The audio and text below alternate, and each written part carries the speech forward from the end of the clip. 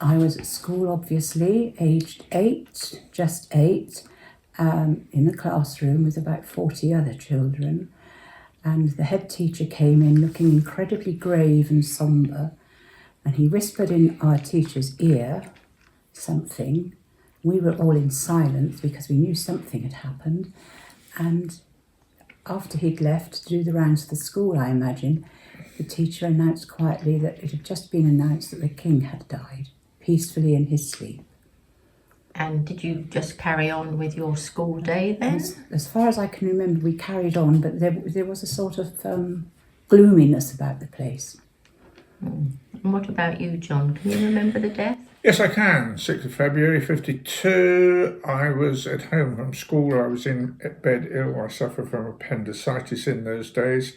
And I remember at 9:20, my mother came to the foot of the stairs and said 2 words, "The king's dead," and I went back to sleep.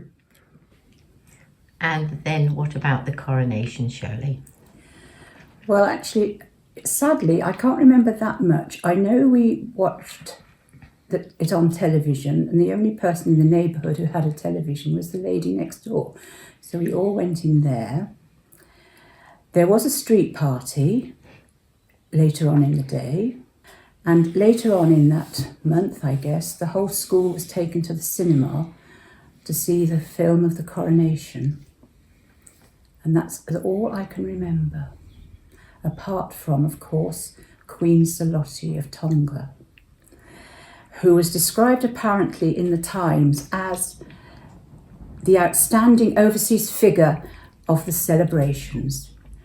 It's legendary that she rode in an open carriage, and on the way back from the Abbey, the heavens opened, and her carriage was the only one that didn't have the top put up, and she continued to wave and smile at the crowds, who responded with great joy. Yeah, wonderful. Yes, other people have told the same story.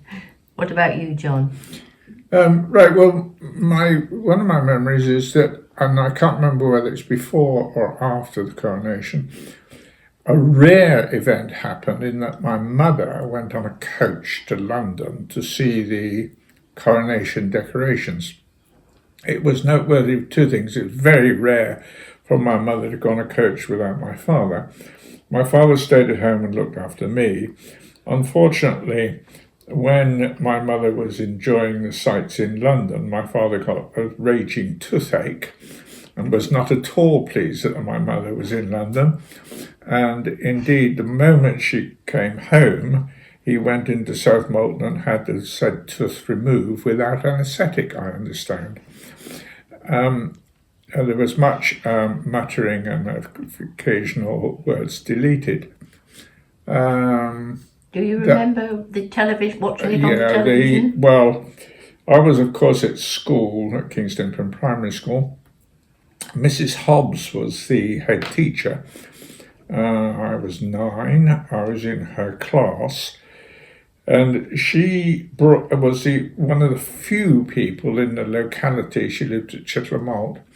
And she brought in her television into the room, opposite the big room opposite our house.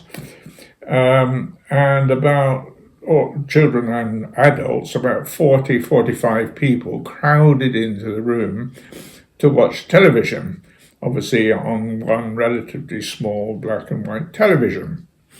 That was the morning session. In the afternoon, there were races, athletics races, egg and spoon race, sack race, running down at the top field as you go down the park just inside the gate. That used to be a football field, and it was actually done on the football field. As far as I recall, there weren't any street parties, but I think we were all presented with a coronation mug.